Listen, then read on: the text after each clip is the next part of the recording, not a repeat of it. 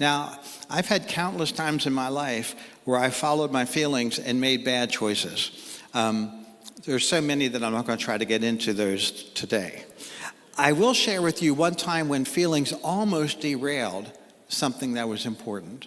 In 2003, I was living in Atlanta, and I got a call to say, would you be interested in returning to Amplify Church as senior pastor? And my response was pretty quick. No. I didn't feel like it. I didn't feel like leaving our friends in Atlanta. I did not feel like leaving our home in Atlanta. I did not feel like leaving the church that we loved in Atlanta. I did not feel like leaving the job that I had, which I really loved. I definitely didn't feel like taking a 2/3 pay cut to come back here and see if this aging, dying church could be revived. And I particularly didn't want to exchange the climate in Atlanta for the climate in Pittsburgh. I already knew the difference between those. And yet there was something in me that said, this is what you're supposed to do. I remember I called my mom to get her advice. And like any good mom, she said, Lee, you are happy where you are. I want you to feel happy. Do not go back to Pittsburgh. God bless you, Mom. God rest her soul. I called my friend Jay Passavant, who is the founding pastor at Northway, and he said, you can follow your feelings, or you can come back to Pittsburgh and change the world. And you know what? If you're surrounded by friends who all they ever say to you is follow your feelings, you need some new friends. And if you're the kind of friend, that's true. And if you're the kind of friend that all you would say, no matter what someone would say, is follow your feelings, be true to your feelings, you need to reevaluate what being a friend is about. Because it's not always to say, just do whatever you feel like doing. Now, maybe you're saying, I love you no matter what you do. That's a different thing. So, at any rate, came back, got to partner with Pastor Jason and Pastor Ed, and amazing people like the Sorayos and the Glassers and the Urios and the Papas and so many more. And a miracle took place. A church was reborn. And now every time I hear someone talk about how their life has changed through Amplify Church, I think, at least on that one occasion, I'm glad that I didn't follow my feelings. I'm glad that I made a different kind of choice.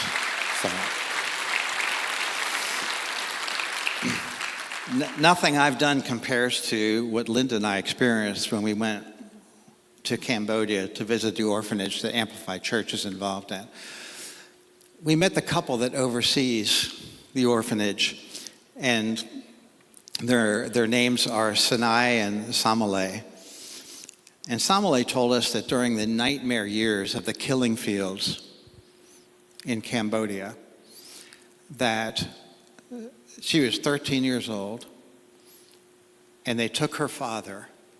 And during that time, if you were among the educated in society, you were killed. They tracked you down. He was a professor, and so he was an enemy of the state. At 13 years old, she watched her father tied to a horse and drugged to death. Then she was separated from her family, and she ended up trying to survive day by day in the jungle by herself at age 13. Now, I would look at someone who went through that and say, the trauma you experienced releases you from any obligations in this world. I mean, what you've gone through and the anger and hatred that you must have is totally understandable. Just go with what you feel. But you know what? She didn't do that. Her and her husband decided that instead of just going with these natural feelings that would have paralyzed her for life, that they were going to make a difference in the next generation. And now, I just checked, now they oversee 16 homes in Cambodia where over 500 kids are safe and loved in Jesus' name. Thank God for that choice. And maybe the worship team starts to make their way up, that would be awesome. See, the outcome of our life is not determined by feelings. It's determined by our choices.